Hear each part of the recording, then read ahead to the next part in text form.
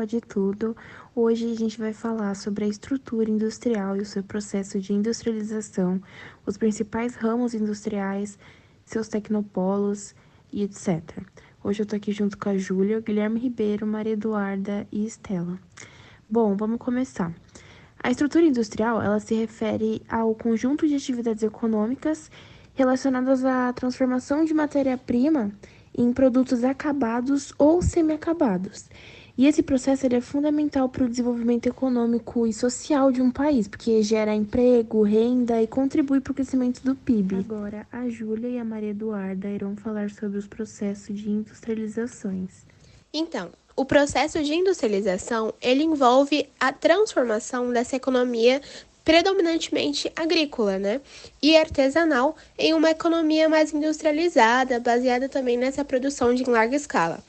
Esse processo, ele geralmente ocorre em fases.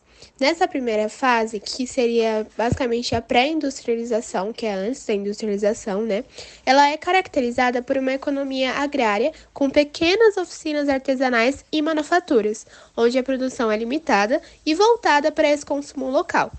E também tem a segunda fase, que é já a Revolução Industrial em si, que ela já vai iniciar com a invenção de máquinas a vapor e também esse surgimento das primeiras fábricas, principalmente na Inglaterra, no final do século XVIII, que também teve um aumento significativo na produção, a introdução de novos métodos de trabalho e também essa migração de pessoas das áreas rurais para as cidades. Oi, gente! Hoje eu vim falar sobre a terceira fase e a quarta fase. Vamos começar pela terceira. Bom, a industrialização madura ocorre principalmente durante o século XX. A industrialização atinge seu auge com a disseminação de novas tecnologias e a eletrificação de fábricas. Esse período é marcado pela produção em massa, onde as linhagens de montagem, como as desenvolvidas por Henry Ford, na indústria automobilística, revolucionam as maneiras de como os bens são produzidos. E bom, a quarta fase, após a industrialização, o cenário econômico e industrial passa por transformações profundas e aceleradas devido ao impacto de automação, robotização e da revolução digital. Essa fase é um reflexo da transição de uma economia baseada na manufatura tradicional para uma economia dominada por serviços e tecnologias avançadas. Bom, agora os principais ramos industriais. Eles podem ser divididos em três categorias. A primeira é a indústria de base, a segunda é a indústria de bens de capital e a terceira é a indústria de bens de consumo. A indústria de base envolve a produção de bens primários que servem de base para outras indústrias, como a siderúrgica, que é o ferro e o aço, a petroquímica, mineração e cimento. A indústria de bem de capital produz máquinas e equipamentos utilizados por outras indústrias, como a fabricação de máquinas agrícolas, equipamentos industriais e veículos de transporte.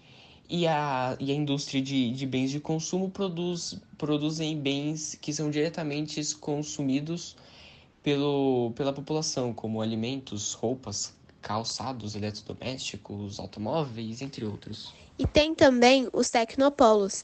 Eles são basicamente áreas urbanas que são altamente concentradas em empresas e em instituições voltadas para essa área de tecnologia de ponta e inovação. Sim, então, eles combinam indústrias de alta tecnologia, universidades e centros de pesquisa, criando um ambiente propício para o desenvolvimento tecnológico e econômico.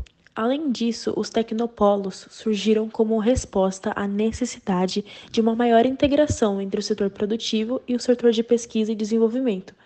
Esses polos são geralmente localizados em regiões estrategicamente importantes, próximas a grandes centros urbanos e têm como objetivo atrair investimentos, talentos e impulsionar a economia baseada no conhecimento. Agora eu vou falar de alguns exemplos de tecnopolos.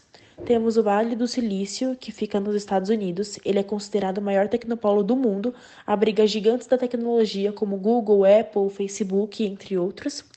Também temos o Parque Tecnológico de Campinas, que fica aqui no Brasil, um importante polo de inovação no Brasil, com a presença de grandes empresas e universidades como a Unicamp.